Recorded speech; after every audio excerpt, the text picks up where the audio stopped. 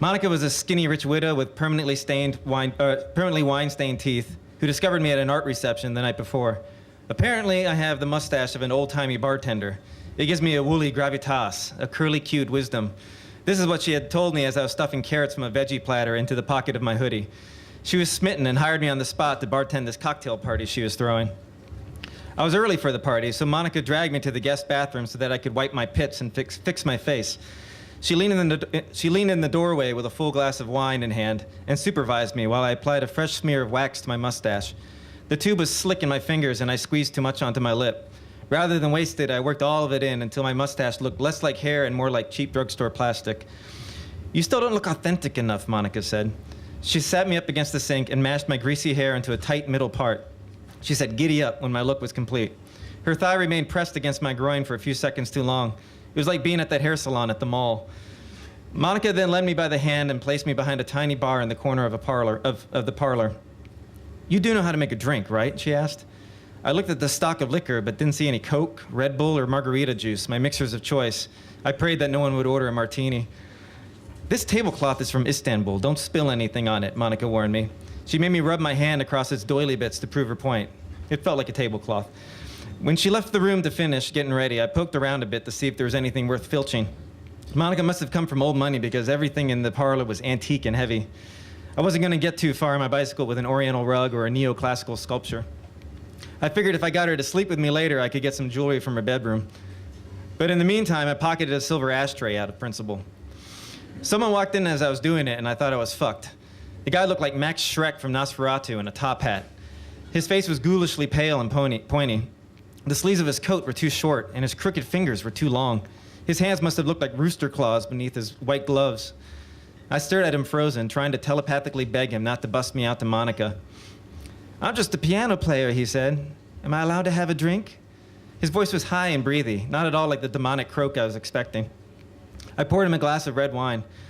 A few drops ran down the side of the bottle in slow motion and landed on the tablecloth from Istanbul. The piano player hinted that if I put an ashtray over the stain, no one would notice. Monica didn't return until the parlor was full of guests. She glided into the room, tarted up like a showgirl. If there was a Wild West theme to the party, then she and I were the only ones in on it. All of the fat cats seemed to be having a good time, even though I had to make up their drink orders. My screwed-up concoctions didn't seem to slow anyone down.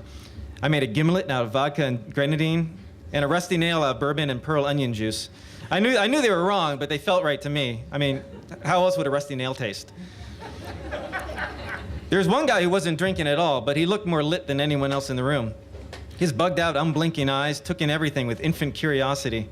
His walrus mustache twitched with the effort of processing his surroundings. When his eyes locked onto mine through a haze of cigar smoke, he made a beeline for me. He moved so fast that I wanted to run away. I held out my hand to protect myself, and he gave me an arm-shaking high five. It was a weird gesture coming from an old rich dude. "I like your look, boy," he said. It was like looking in a mirror that showed your future self. His hair was styled exactly like mine.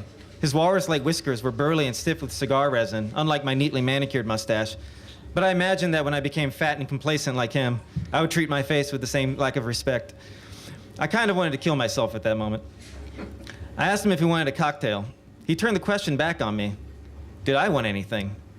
"What do you got?" I inquired. I was suddenly worried that I was coming off as flirty.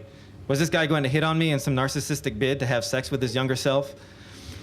"I've got something that'll make you feel like a Diz Buster," he replied. "A what?" He looked around conspiratorially and pointed to his groin. His legs were bent and his back was hunched so that he resembled a peeing angel statue. Then he held up his index finger and pointed with his other hand to the crease of the first knuckle. "You'll be so sensitive to the hidden universe that a cat's breath will make your head explode," he explained excitedly. Shit, he was hitting on me. He took my wrist with grandpa's strength and placed something in my palm. In my hand were a couple of pills that looked like soft, wrinkled Advil. I don't want the veracity of the rest of my story to be tainted by the presence of hallucinogenic drugs, particularly unidentifiable ones that looked like tiny morsels of flesh. But I took them, and I'm still positive that the things that happened afterwards were real. It only took moments before I did indeed feel like a Diz Buster. I understood what the walrus man was talking about. I wasn't high, I was aware. I could feel the smoke from his cigar creep through my hair along my scalp. I inhaled deeply and could taste in the back of my throat the rich earth that the tobacco had grown in. I asked if I could have one of his wonderful cigars. "No, son, these are expensive," he said with disapproval before wandering off. There was music playing. There had been music playing the whole time, but I tuned it out because it was light jazz. How did I not hear it before? Not just the music, but the piano player's fingers brushing against the keys. I approached the piano and watched him perform. I realized why his fingers looked so gnarled and why he wore gloves while he played. His hands were slaves. They were cracked and broken from playing music that went against their better nature. The piano player was surely a genius, but his gifts were wasted. The stiffs at these parties only wanted soft background music. There was no call for the piano player to play anything else, and his hands suffered for it. I knew how to break his bonds. I knew how to bring life back to this party. I also knew how to better enjoy the drugs I was on. "Can you play some rock and roll?" I asked. The piano player's face blushed. "Do you know any Blue Oyster Cult?" I continued. "Soft, white underbelly," the piano player sighed. The word sounded like a secret incantation that opens a treasure vault. He slowly removed his white gloves to reveal long, twisted fingers that were smooth and pink like a child's. A hush fell over the partiers when they noticed that the music had stopped. Without a light melody to sustain them, their dull chit-chat drifted off. Monica stumbled across the parlor, pushing guests out of her way, but I cut her off with an incapacitating embrace. "Let him out," I said, stroking her hair to calm her fury. "Let him out." The opening bars of "Don't Fear the Reaper" came wafting out of the piano like an aroma. I say aroma because the music was a full-on synesthetic attack. I could literally smell the opening melody like incense. I could feel the individual notes pass through me like particles, dragging thousands of my atoms in their wake and gently bombarding Monica until she relaxed in my arms. I thought I could see the music as a gaseous form creeping out of the piano strings and growing in physical volume. Looking around the room, I noticed that nobody else seemed to be experiencing the music the way I was.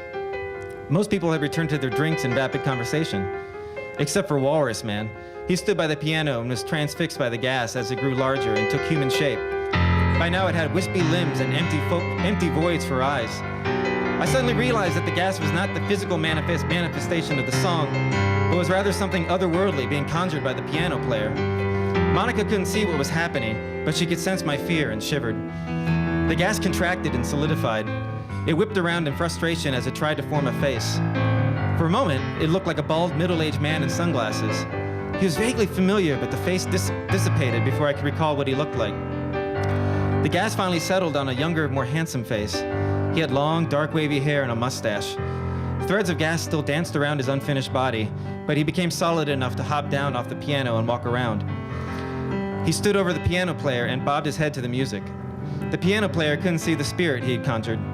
He continued to play and seemed to smile when the ghostly presence put an approving hand on his shoulder. I told Monica not to be afraid as the gaseous man turned and walked towards us. Monica had her face pressed against my chest, her tears of confusion leaving mascara stains on my shirt. The spirit and I faced each other, and my mouth dropped open. It was Buck Dharma, lead singer and guitar player for Blue Oyster Cult. I didn't understand how a spirit could be here. As far as I knew, he was still alive, unless he had just passed away tonight. Buck Dharma could see the sadness on my face, and he shook his head. I could hear his disembodied voice. After all, he was constructed of spiritual ether, and probably didn't have vocal cords. He said, "It's all right. Don't be freaked out, man. I'm just here looking to party." Buck Dharma took my hand and placed it in Monica's. "Thanks for requesting my song. I hope you get lucky tonight." And he strolled off to get a drink. I don't know if it's because Buck gave us his blessing or if it was the drugs thinking for me, but when Monica looked up at me, smiling with her purple teeth, I fell in love. The next day, I felt unsure about what I'd seen.